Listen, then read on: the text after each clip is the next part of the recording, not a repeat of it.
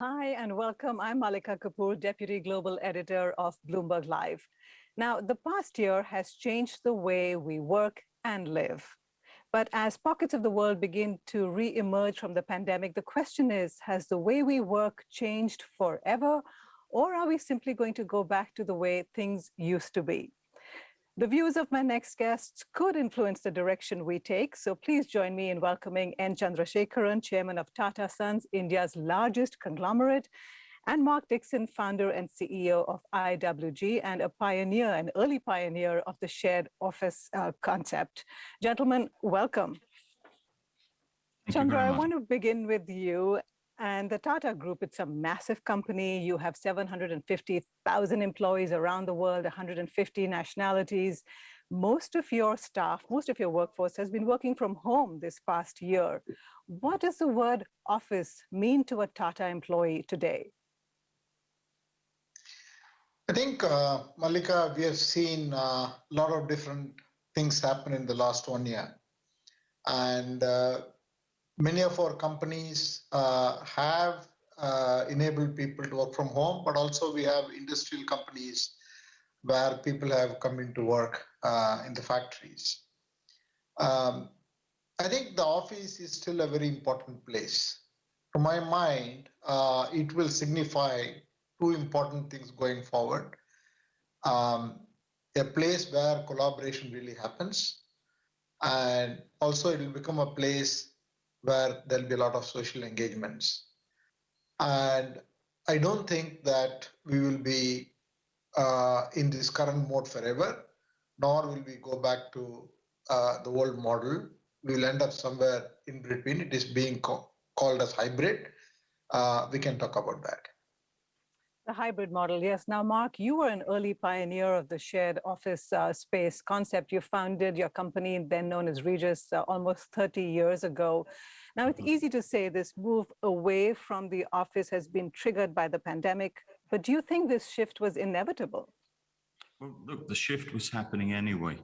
In 2019, in early 2020, we were doing our best trading ever as more and more companies were moving towards hybrid working then.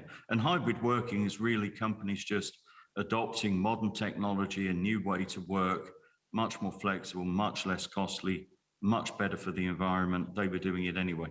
The pandemic just accelerated adoption. The entire world, more or less, of white-collar workers had a forced trial in this new way of working. And for most, productivity was maintained, in some cases improved, and companies realized that they could still continue working in a hybrid way. So again, I agree with Chandra's comments that it will go somewhere in the middle. It goes to hybrid. The office still has a very important place, but other types of workplace will supplement it. And, in effect, overall, there will be less occupation of core office space, and people working closer to where they live and working much more over digital technologies than being crowded together in single buildings. Chandra, at the beginning of the pandemic, you spoke about a 25-25 strategy, saying that by 2025, you'll have only about a quarter of TCS, Tata Consultancy Systems, people in office. But you've also said you want people back in the office as soon as it's safe for them to do so. So what is the plan for the Tata Group going forward in terms of the split between people working from home or people back in the office?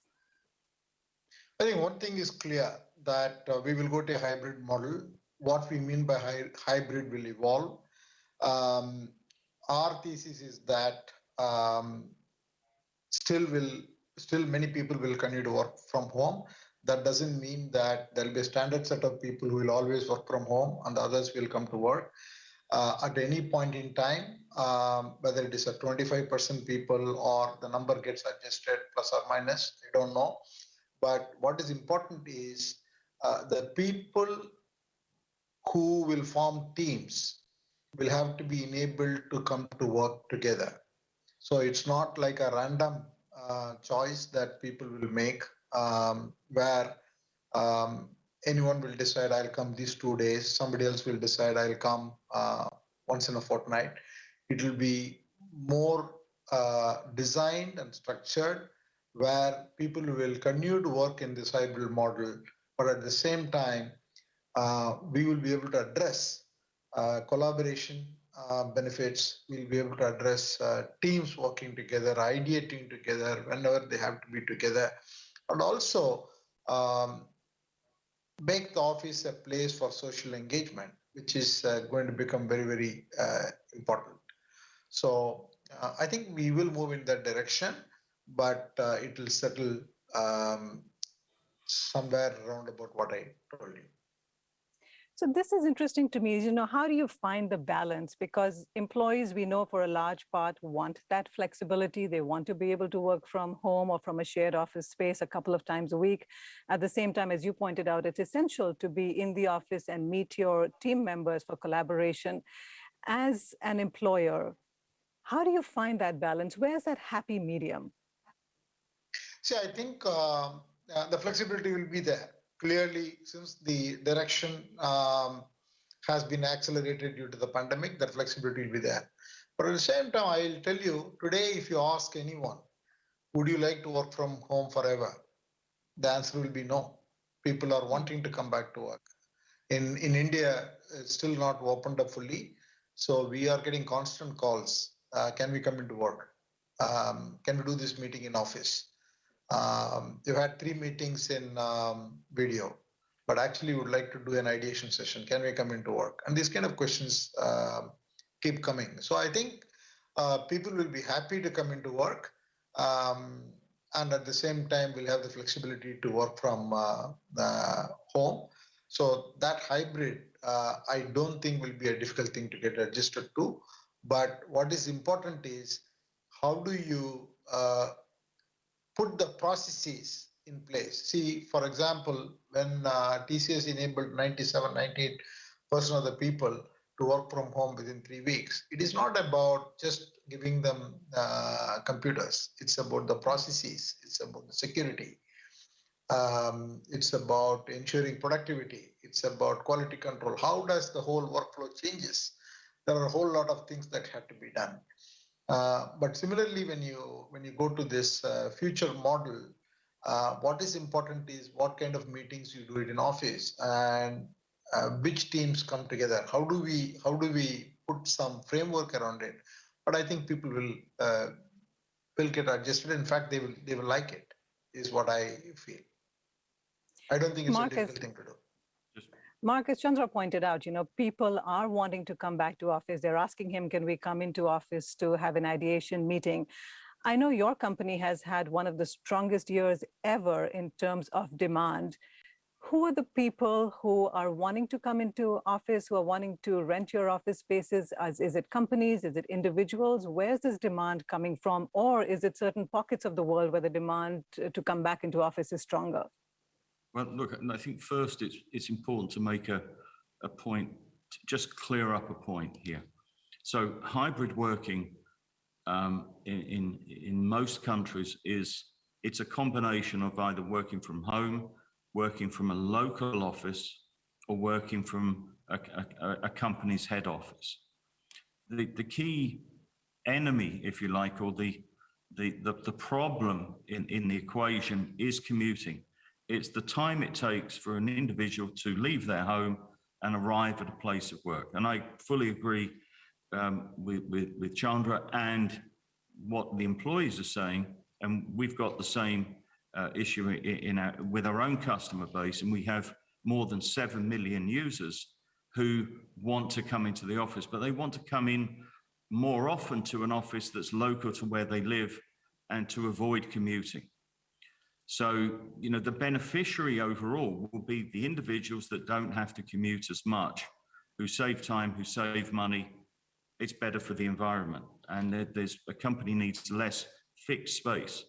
The companies that are making the change, in answer to your question, are lots of small companies, obviously, and growing companies. But the major change for us, and where we've seen a step change in demand, has been amongst large corporations like NTT, where we signed up 300,000 users, Standard Chartered Bank, 95,000 users, and a whole range of other companies. We've signed up around 1 million new members, and we have another 1 million in the pipeline as companies are looking to change from having all fixed space to having less fixed space, and then lots of satellites where people can drop in just about anywhere and go into an office and work. And as Chandra said, they can choose on an app where's the most convenient place to get together and do some work, and a group of people get together and do that work.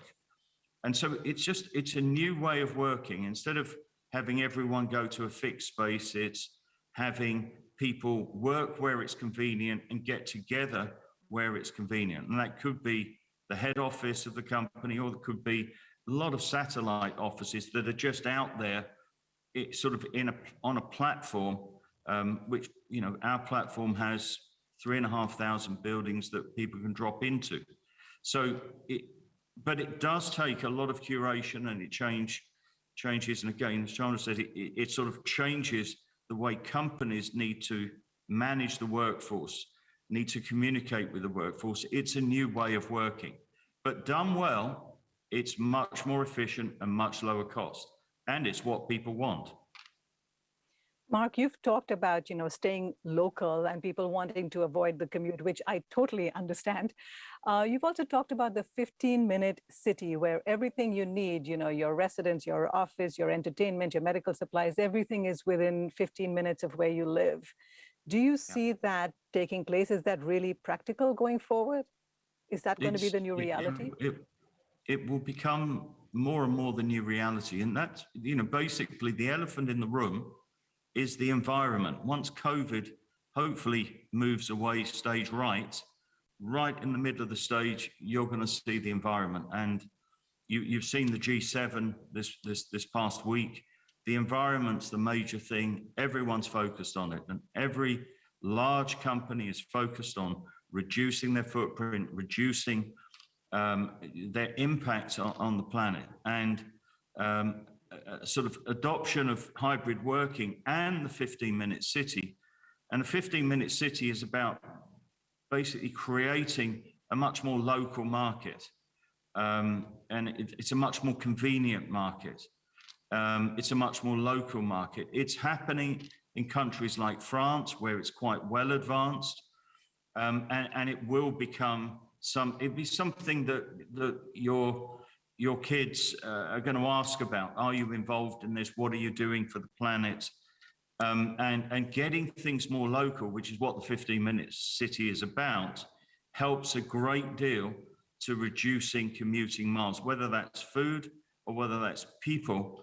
It can make a huge difference in the long term, and it will become a thing of the future. By the way, it's all facilitated by digital platforms. The 15-minute city can work and is working because the world has become digital, and we become more digital in the future. It's the great facilitator. Technology is a great facilitator, but Chandra, I want to ask you, the 15-minute city, it seems ideal to us in many parts of the world, but I have to say, I'm a little skeptical to see how a 15-minute city could work out in a place like Mumbai, where you can't get from any point to any point in 15 minutes, given the traffic in Mumbai. But do you think a 15-minute city is achievable in a city like Mumbai, even though you are, with TCS, Tata Consultancy Systems, this is part of your job to provide the seamless digital transformation for companies? Can this 15-minute city work in India? Let me try to explain it slightly differently, Mallika. I think if you see what the pandemic has done is fundamentally accelerated the digital adoption, at least by a decade.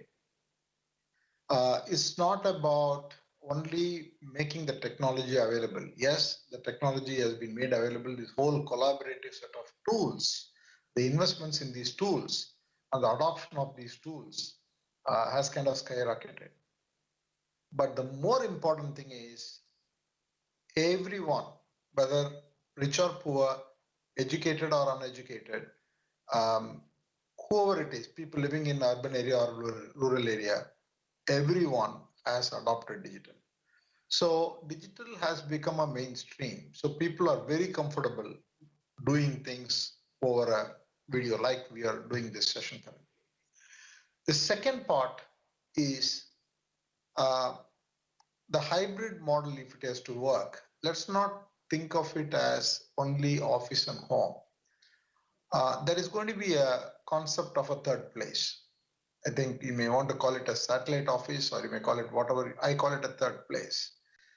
And wherever large communities live, there will be this third place where people can come into and then sign up to their network. Because the technology in terms of network, efficiency, productivity, privacy, all those security, all those things will get addressed. And the level of collaboration will continue to increase. So there is a role for a third place. That third place will certainly reduce the travel time. And you see that 15 minutes as more a metaphor, and there will be an impact in every part of the world due to this concept. So I really think that the future of work will evolve, and we will evolve for the better. We will try to get the best of both worlds. The best of having digital technologies and all these interactions that we are having now versus the physical interactions. And every company will innovate, every company will push. So we will learn from each other, and at some point in time, we'll get to a model where we are not only seeing productivity, but also have a situation where people feel they are sufficiently communicating with people, sufficiently getting together with people, sufficiently they are engaged socially. All those things will happen. But this is a journey. This is not like January 1st, 2022 or 1st of June, 2022. Yeah, it is a process, as we're all figuring out. Mark, what does this mean for the future of cities? You know, traditionally, every major city has had the office district, a downtown area. As we move away from that to a city which has third space options, etc., what does this mean for what a city will look like going forward? Well, just coming back to your example of Mumbai, which I've experienced on many occasions. We have quite a big business in India. Yeah. You know, the Mumbai, if you were planning it from scratch, you'd make into a whole series of 15-minute cities. It's such a big place, big population.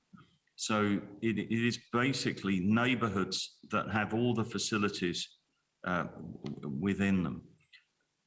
But what you're going to see is a change. You know, one of the principal changes that will come as a result of this move to hybrid working and towards things being more local will be a change in the geographic makeup of countries, in particular in Western Europe and in particular in the United States. It is already happening there, where the geography gets flattened out more, and basically a company can employ people anywhere in the UK, France, or the United States, in fact, anywhere in the world, to do a particular task. They don't have to be in proximity to a central office building, which was the restriction in the past.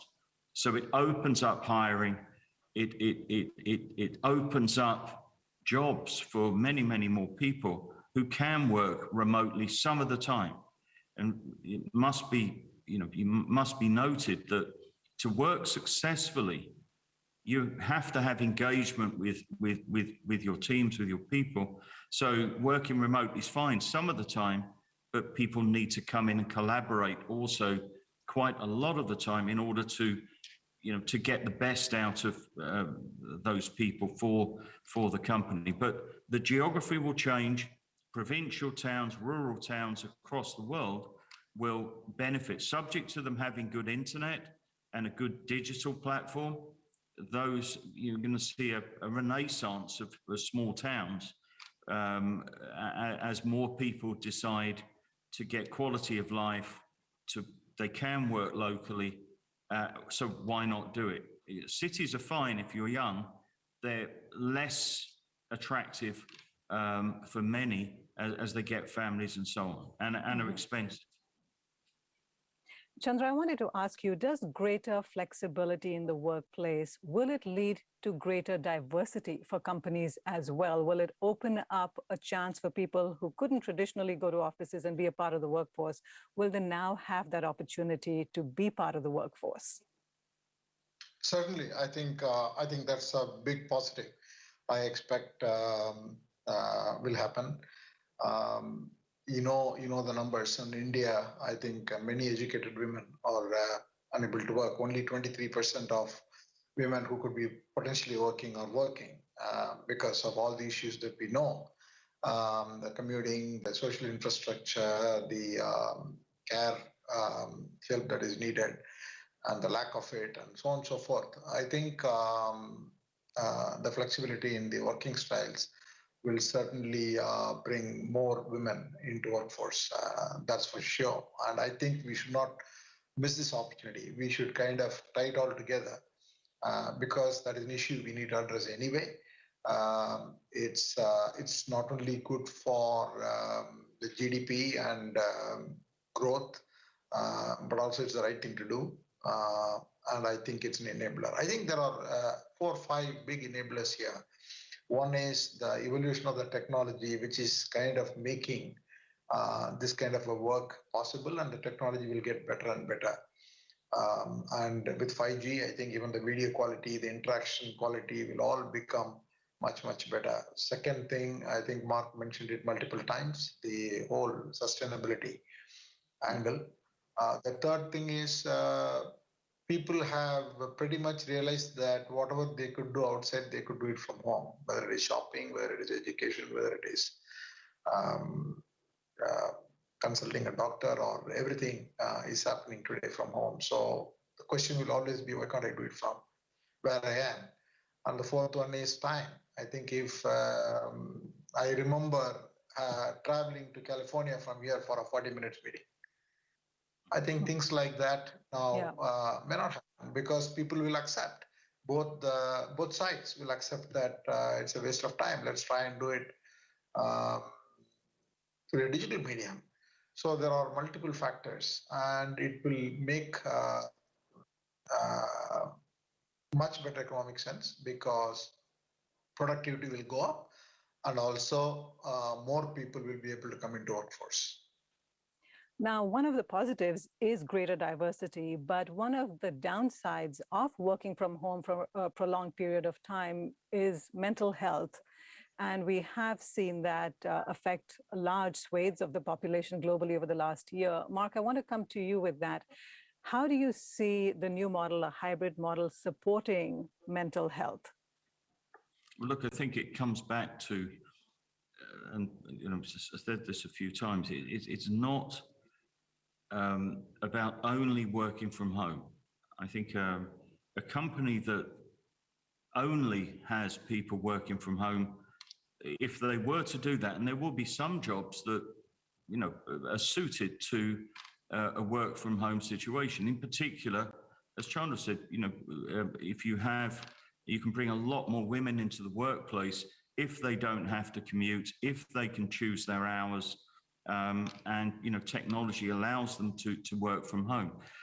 But if people are working from home, you have to put a lot more effort into communication, making them feel involved, making them feel part of a team. You have to use the technology to bring people together. But better than that, if you can, is to actually bring people together. So, the cities overall still have a purpose to actually bring people together. They're generally convenient places to bring people together, either for collaboration or congratulation. But companies will have to focus on this because having a distributed workforce may be better for the environment, it may be cheaper, and it may be what people want, but it will involve companies having to adapt the way they operate to focus much more on the individual. What they save, they need to reinvest some of that in bringing people together and communicating well with them.